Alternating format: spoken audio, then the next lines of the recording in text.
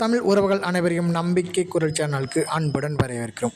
இன்றைக்கி நம்ம வேலைவாய்ப்பு பதிவில் என்ன பார்க்க போகிறோம் அப்படின்னா, அதாவது மாவட்ட நீதிமன்றத்திலேருந்து வந்திருக்கக்கூடிய ஒரு சூப்பரான வேலைவாய்ப்பை பற்றி தான் பார்க்க போகிறோம். இந்த வீடியோவை முழுமையாக ஸ்கிப் பண்ணாமல் பாருங்கள்.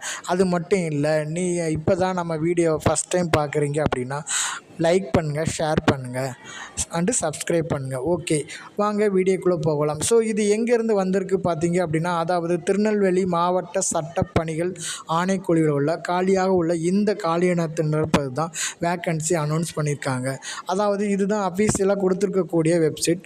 ஸோ இதில் டேட்டு மென்ஷன் பண்ணியிருக்காங்க.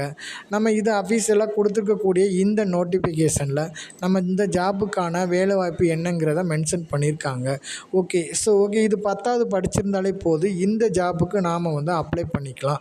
ஸோ இது திருநெல்வேலி மாவட்ட சட்டப்பணிகள் ஆணைக்குழுவிலேருந்து கொடுத்துருக்காங்க.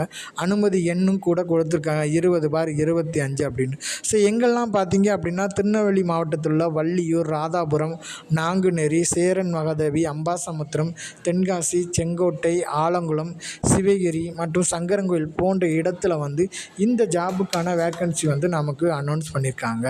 ஓகே, ஸோ அது மட்டும் இல்லைங்க, இந்த ஜாபுக்கு யாரெல்லாம் அப்ளை பண்ணலான்னு பார்த்தீங்க அப்படின்னா, ஓய்வு பெற்ற ஆசிரியர்கள் பண்ணிக்கலாம், ஓய்வு பெற்ற அரசு ஊழியர்கள் அல்லது மூத்த குடிமக்கள் பண்ணிக்கலாம், சமூக பணிகள் முதுநிலை கல்வி பயிலும் மாணவர்கள், அங்கன்வாடி பணியாளர்கள், மருத்துவர்கள், மாணவர்கள், அரசியல் சார்பற்ற அரசு சாரா சமூக சேவை நிறுவனங்கள், மகளிர் குழுக்கள், மைத்திரி சங்கங்கள், அதுக்கப்புறம் அது மட்டும் இல்லைங்க, ஆயுள் கால தண்டனை பெற்று சிறையில் படித்த சிறைவாசிகள், மாவட்ட அல்லது வட்ட சட்டப்பணிகள் தன்னார்வ சட்ட பணியாளர்கள்.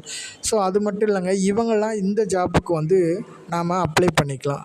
ஸோ இந்த ஜாப்புக்கு நம்ம அப்ளை பண்ணக்கூடிய கல்வி தகுதி பார்த்திங்க அப்படின்னா 10ஆம் வகுப்பு தேர்ச்சி பெற்றிருந்தாலே போதும். அதாவது எழுத படிக்க தெரிஞ்சிருக்கணும்னு சொல்லியிருக்காங்க.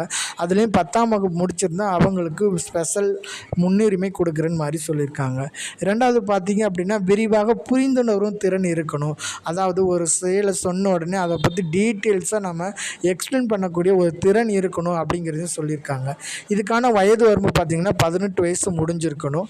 இதுக்கு ஊதியம் பார்த்திங்க அப்படின்னா ஒரு நாளைக்கு 750 ரூபா கொடுக்குறாங்க.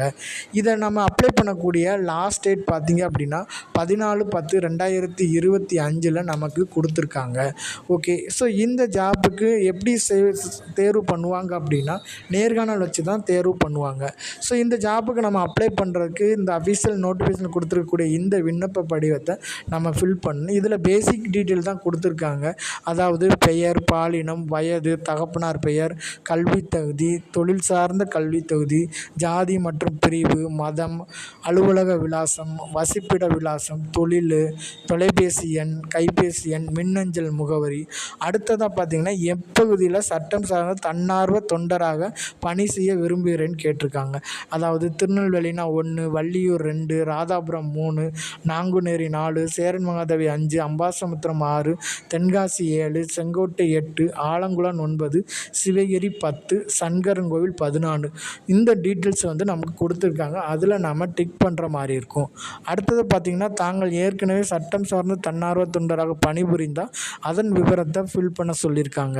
அடுத்து குற்ற வழக்கு ஏதேனும் இருந்துச்சுன்னா அது டீட்டெயில்ஸையும் நம்ம ஃபில் பண்ணணும். அதுக்கப்புறம் பார்த்திங்க அப்படின்னா, மேலும் வேறு ஏதாவது தகவல் நம்ம கொடுக்கணும்னு நினச்சோன்னா அதை கொடுத்துக்கணும். இந்த அப்ளிகேஷன் நம்ம ஃபில் பண்ணி எங்கே அனுப்பணும்னு பார்த்தீங்க அப்படின்னா, மெயில் ஐடி கொடுத்துருக்காங்க. அதாவது DLSA1 திருநெல்வேலி@gmail.com அப்படிங்கிற மெயில் ஐடிக்கு பண்ணிக்கலாம்.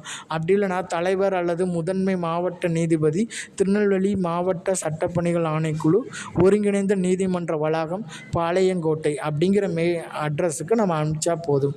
அவ்வளோதாங்க. இந்த வீடியோ உங்களுக்கு பிடிச்சிருந்தால் லைக் பண்ணுங்கள், ஷேர் பண்ணுங்கள், சப்ஸ்கிரைப் பண்ணுங்கள்.